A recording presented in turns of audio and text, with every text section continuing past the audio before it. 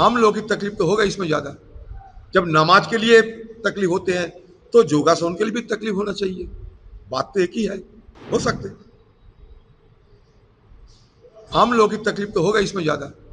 जब नमाज के लिए तकलीफ होते हैं तो योगासन के लिए भी तकलीफ होना चाहिए। बात तो एक ही है। चलो अन्य अन्य देखिए, ये सत्तारूढ़ पार्टी जो है देश में, वो सारे जो आंचलिक दल है इनको तोड़ मरोड़ करके, इनको इधर उधर करके वो अपने पक्ष लाना चाहते हैं, क्योंकि उनको 2-3 बिल पास कराना है, 2-3 बिल पारित कराना है उन्हें सदन में। ये हम सब जानते हैं। जो पहले ये विरोध के चलते रुके हुए थे, सारे बिल को पारित करना है। मोदी जी रिकॉर्ड बनाएंगे कि हमारे देश में जो देखो मैं जो चाहा वो हुआ। लेकिन इसके लिए नंबर चाहिए, संख्या चाहिए, और संख्या को कब्जे में लाने के लिए जहां तक जाना चाहिए वहां तक हो जाएगा। पैसा की तो कमी नहीं है, पैसा की बहुचार होगी, और हमारे जो नुमाइंदेगण है उसको बाजार में खरीद और परोस किया जाएगा। ये ठीक नहीं लोकतंत्र के लिए। के बारे में सारा हिंदुस्तान के लोग बखूबी जानते हैं। ये कोटा धीरे धीरे धीरे धीरे ये पैसा कमाने की जरिया बन गए।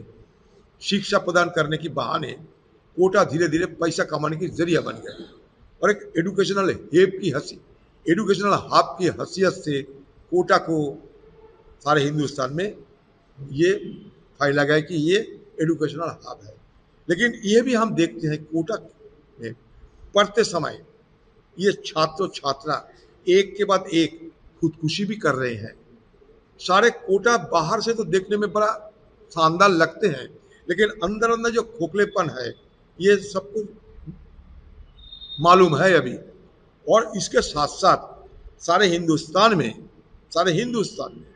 आज सीबीएसई को इम्तिहान को लेकर और दूसरे नीट जो है, ये जिस तरीके से एक के बाद एक सारे पेपर लीक होते जा रहे हैं, इसके चलते लाखों की तादाद में छात्र छात्रा उन लोगों के लिए भविष्य अंधेरे में डूबते जा रहे हैं। तो इसके खिलाफ अगर कोई नहीं आवाज उठाएंगे तो हमारे परवाह नहीं। लेकिन इसके खिलाफ आवाज उठाने के लिए हिंदुस्तान की छात्र छात्रा और हिंदुस्तान की युवाओं के लिए हमारे नेता राहुल गांधी जी आज नहीं, ये बराबर अपना बात उठाने की कोशिश करते हैं, ये आंदोलन करने की कोशिश करते हैं। उन लोगों को इस हैरानी से बचाने के लिए हर संभव प्रयास में लगे रहते हैं हमारे नेता राहुल गांधी। तो आज कोटा में इसलिए हमें जाने पड़ा क्योंकि कोटा को एक एजुकेशनल हब की हैसियत से किस तरीके से सारे हिंदुस्तान में अपना बिजनेस फैलाने के लिए कुछ चुनिंदा लोगों ने कोशिश करते हैं, उसका भांडा फोड़ना जरूरी है। और राहुल गांधी जी की बात पे अगर आप लोगों को ये लगे कि गलत बोल रहे हैं तो गलत बोलने दीजिए, लेकिन रुकावट क्यों कर रहे हैं? आम छात्र छात्री इसका विचार करेगी, आम युवाओं ने इनका विचार करेगी। लेकिन आप कौन होते हैं जो राहुल गांधी जी को सारे ये आंदोलन को खत्म करने के लिए, रुकावट पैदा करने के लिए हर संभव सरकारी शासन को इस्तेमाल करते हुए इस तरीके की आप एक रुकावट खड़ा करते हैं? ये आप लोगों को खिलाफ हमारा सवाल जरूर रहेंगे। राहुल गांधी के आंदोलन सारे हिंदुस्तान में छात्रों छात्रा युवाओं की समर्थन मिल रहे हैं, इसलिए बीजेपी के सरकार डरे हुए है। डरते हुए बीजेपी के सरकार आज इस तरीके के कदम उठाने में मजबूर हो रहे हैं, क्योंकि राहुल गांधी जी उनके लिए एक डर है। खुद क्यों कुछ नहीं करते राहुल गांधी जी, लेकिन राहुल गांधी जी को सोचते हैं कि अगर राहुल गांधी जी की जुबान से कुछ निकले तो सारे हिंदुस्तान के लोग इस पर यकीन करेंगे। इसलिए राहुल गांधी जी को बाधा डालो, बाधित करो, किसी सूरत में उनको अपना आंदोलन करने की बात रखने की रास्ता बंद करो।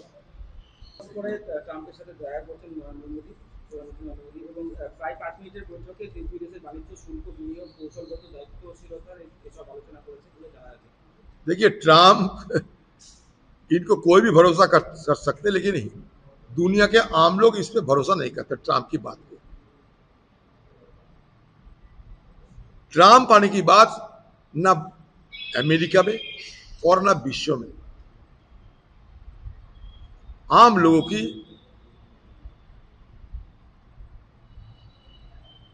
सबके लिए एक अनिश्चितता पैदा करने वाले नेता है। मोदी जी पहले भी ट्रंप से मुलाकात कर चुके थे, आज नहीं, ये नहीं।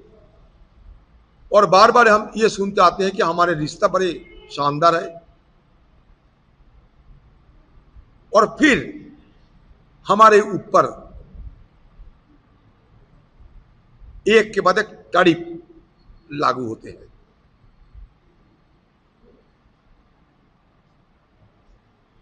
मोदी जी के साथ ट्रंप साहब को क्या बात हुई मुझे पता नहीं, लेकिन ट्रंप की कोई बात पे मैं भरोसा नहीं करते।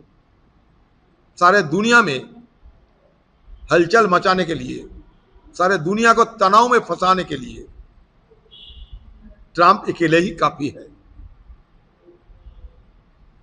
जब अमेरिका के कुछ नहीं कहा, अमेरिका के हमले के चलते हमारे नाविकों की हत्या किए जा रहे हैं। सिर्फ एक नहीं, लगातार 3-4 दफा हमला हो चुके हैं।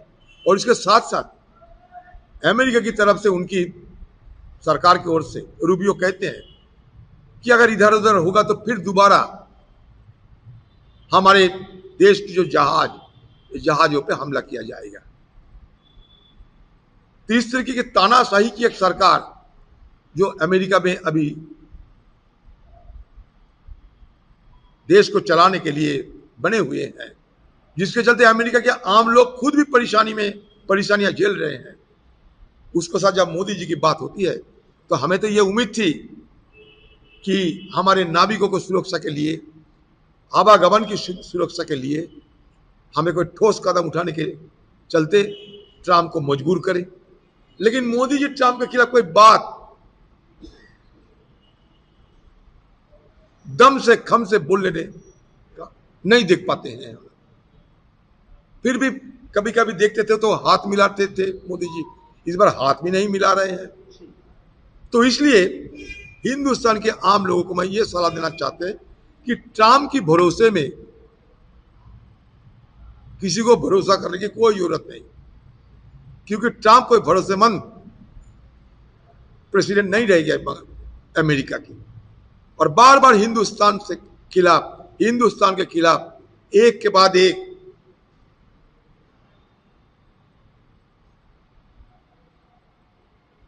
के बाद एक टैक्स लगाते हुए हमारे देश की आर्थिक हालत को और बिगाड़ने की कोशिश की उन्होंने। जो मोदी जी की नारा थी कि आत्मनिर्भर भारत, हम भी चाहते आत्मनिर्भर भारत। ये आज की नहीं, आजादी की बात से, नेहरू जी के जमाने से ये चलते आ रहे हैं, ये हमारे नारा आत्मनिर्भर भारत। तो आत्मनिर्भर भारत अभी क्या बचे हुए हैं? आत्मनिर्भर भारत अगर होते तो ट्रंप को इस तरीके के हमारे नाविकों के जहाजों पे बम फेंकने की, हत्या करने की ये नौबत नहीं आती।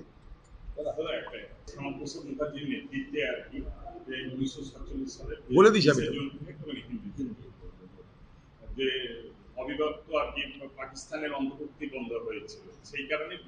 देखिए, ये हमारे बंगाल में पहला वैशाख, ये आज से नहीं, सदियों से ये त्योहार होते आ रहे हैं। और इसमें ना कभी हिंदू ना कभी मुसलमान ये मुद्दा नहीं आए थे, क्योंकि पुराने जमाने में जब फसल उगाते थे हमारे किसानों ने, तो उनकी मुआवजा और उनके साथ जो उनके लिए जो कर देने की समय आती है, तो इस समय कैलेंडर के मुताबिक, हमारे बंगाल के कैलेंडर के मुताबिक, यहाँ के मौसम के मुताबिक, यहाँ के फसल जब मतलब कटने के समय होते हैं, तो उस समय कैलेंडर के मुताबिक किसानों के चलते ये पहला वैशाख निर्धारित किए गए थे। और धीरे धीरे पहला वैशाख बंगाली लोगों को एक त्योहार के रूप में उभरते हम देखे हैं। आज भी आप कहीं भी जाइए, बंगाल के कोई कोने में ये पहला वैशाख के तारीख में ये हालखा तक होते हैं, जिसमें कोई लेन देन चलता है, कोई उधार कोई रहता है तो वो उधार वापस करते हैं। और ये एक त्योहार के रूप में मनाए जाते हैं। हर दुकान में, हर घर में गणेश जी की पूजा भी होते हैं। तो ये त्योहार बंगाल में एक परिचित दृश्य है। इसको लिहाज से हम लोग बराबर ये पहला बैसाख को इसी तरह देखते हैं कि एक त्योहार है हमारे लिए, और ये पहला बैसाख के दिन हम शुभ मानते हैं। ये बंगाली तहजीब की एक हिस्सा होते हैं। टैगोर, रविंद्रनाथ, आप जानते हैं रविंद्रनाथ टैगोर साहब भी, जो कवि रविंद्रनाथ टैगोर, उन्होंने भी ये पहला बैसाख मनाते थे। ये हमारे कल्चरल ट्रेडिशन है, ये एक सांस्कृतिक विरासत है हमारे देश की, हमारे बंगाल की। अचानक कहाँ से हिंदू, कहाँ से मुसलमान, कहाँ से ईस्ट पाकिस्तान का वेस्ट पाकिस्तान, ये मुद्दा नहीं था। वो तो हुआ, विभाजन तो हुई, विभाजन के खिलाफ बंगाली लोग लड़े, शहादत ली, विभाजन का भी शिकार नहीं किए, इसलिए हो चुके हैं। तो इतिहास 47 साल में इतिहास को चलते ही हमारे विभाजन तो हो चुके हैं। तो इसलिए और दोबारा इस त्योहार को क्यों कोई हिंदू और कोई मुसलमान ये रंग में क्यों इसको दिखा जाते हैं, क्यों ये नया तरीके से ये विभाजन की राजनीति करने की कोशिश हो रही है, ये मेरा विरोध जरूर रहेंगे। ये ठीक नहीं होता, क्योंकि पहला बैसाख हमारे लिए शुभ दिन माने जाते हैं बंगाल की तहजीब के, और इसके साथ कैलेंडर जो है हमारे बंगाल की, ये कैलेंडर की एक संपर्क है।